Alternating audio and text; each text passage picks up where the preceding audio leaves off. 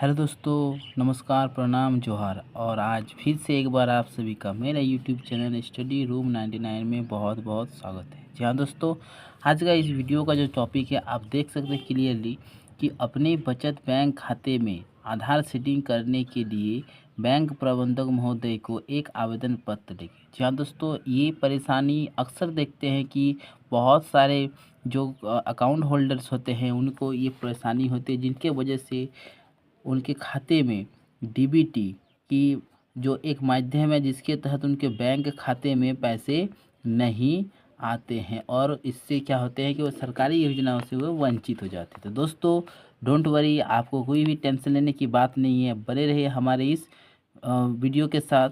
तो दोस्तों, अगर आप मेरे इस चैनल में न्यू विजिटर हैं then please subscribe Study Room 99 and also hit the bell icon all, ताकि मेरे हर लेटेस्ट वीडियोस का अपडेट आप तक सबसे पहले पहुंचे। तो दोस्तों, बढ़ते हैं हम लोग वीडियो में बिना किसी देर। चलिए तो देखते हैं। सबसे पहले दोस्तों, आपको इस तरह से एक वाइट पेज लेना है, ठीक है, जैसे कि मैं आपको ये दिखा रहा हूँ।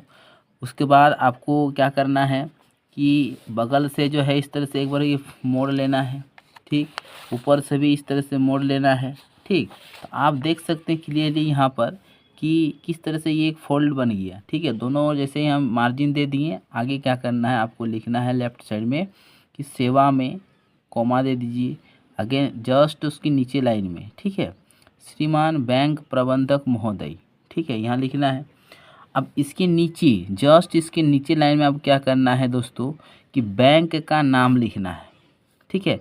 जैसे मान के चलिए कि आपका बैंक का नाम अगर भारतीय स्टेट बैंक ऑफ इंडिया, उसके बाद कौन शाखा का नाम लिखना है, निरसा या फिर धनबाद या फिर झारखंड में, कहीं भी देश भर के कहीं भी है, आपको यहाँ अपने बैंक का नाम लिखना है दोस्तों। क्लियर। चलिए बढ़ते हैं हम लोग फिर आगे की ओर। इसके बाद हम लोग क्या करेंगे दोस्तों, एक लाइन हम लोग स्पेस छोड़ देंगे। आप देख सकते हैं यहाँ पर ये जो एरिया है क्लियरली आपको समझ में आ रहा है कि ये एक लाइन स्पेस है। देन उसके नीचे लाइन में, ठीक है, देख रहे हैं यहाँ पे सेवा में, ठीक, इसके सेंटर में आपको लिखना है कि विषय, इस तरह से सेमीकोलन देकर आगे लिखना है कि आधार सीडिंग के संबंध में। दोस्तों, आपको ये आवेदन पत्र लिखना भी है आधार सीडिंग करने के लिए। जैसे कि ये जो क्वेश्चंस आपको साफ तौर पे दिखाई दे रहा है कि आधार सीडिंग करने के लिए, तो हमारा विषय भी यही है, तो हम विषय में यहाँ पर भी वही लिखेंगे। क्लियर।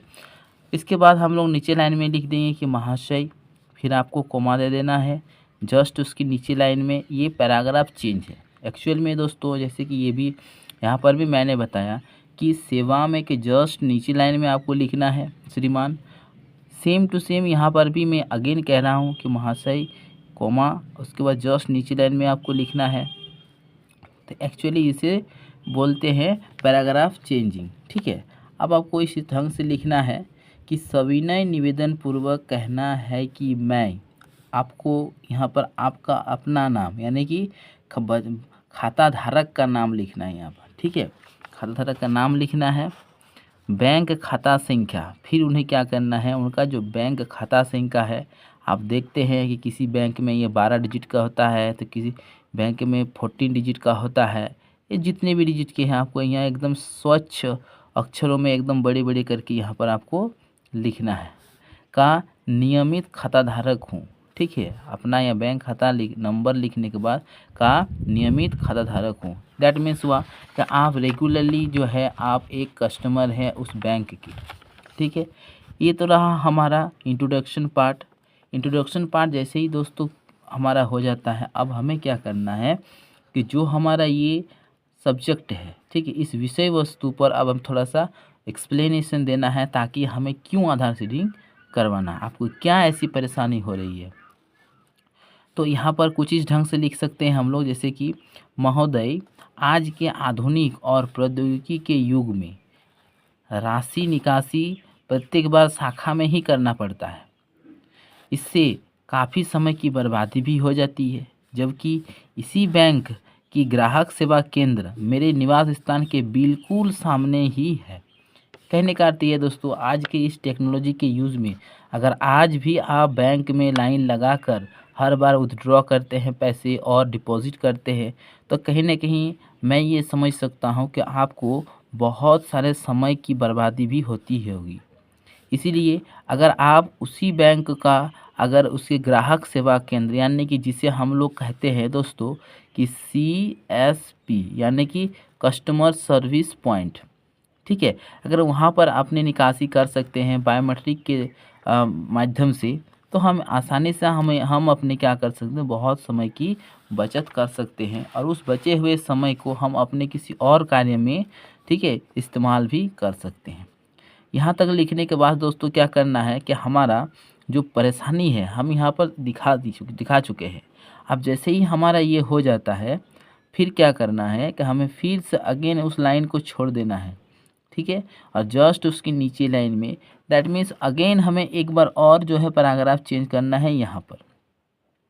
अब यहाँ पर कुछ इस ढंग से हम रिक्वेस्ट करेंगे कि अतः श्रीमान से मेरा विनम्र पूर्वक निवेदन है कि मेरा आधार संख्या, ठीक है, आपको यहाँ क्या करना है दोस्तों, आपके जो 12 अंकों की जो आधार संख्या है, ठीक है दोस्तों, यहाँ पर आपको इस ढंग से लिख देना है, ठीक है, पहले 4 अंक लिखिए, फिर थोड़ा सा स्पेस, फिर 4 अंक, फिर स्पेस, फिर 4 अंक को मेरे उपरोक्त बैंक खाता संख्या से, यानी कि यहाँ पर दोस्तों आप अपना बैंक खाता संख्या तो लिखेंगे ही, ठीक है, तो इसे यही कहते हैं कि उपरोक्त बैंक खाता संख्या से आधार सीडिंग करने की कृपा प्रदान करें, ताकि मैं ग्राहक सेवा केंद्र में भी बिना समय बर्बादी के राशि निकासी सरलता से कर सकूं।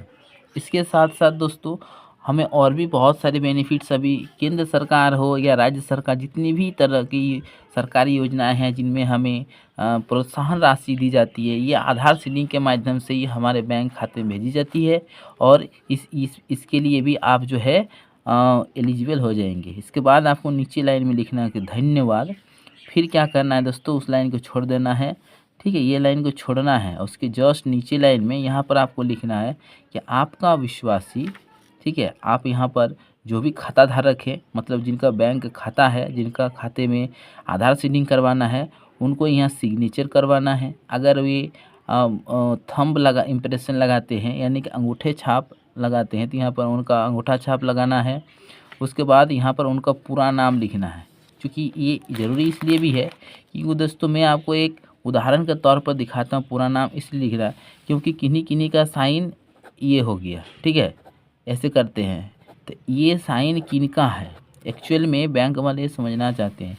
इसलिए दोस्तों आपको यहाँ आप साइन कैसे भी करें, ये इट डजेंट मैटर, बट आपको यहाँ पूरा नाम लिखना है आपका बैंक खाता का जिनका है, फिर उनके खाता संख्या को एक बार लिखना है स्वच्छ अक्षरों में, फिर शाखा यानी बैंक कहाँ के ब्रांच के है, ब्रांच नेम लिखना है, आधार संख्या लिखना है, मोबाइल नंबर लिखना है, और जिस डेट को आप ये आवेदन, ठीक है दोस्तों, जिस डेट को आप ये इस आवेदन को उस बैंक में जमा करने वाले हैं, ठीक है, उस डेट को आपको यहाँ लिख देना है, ठीक है।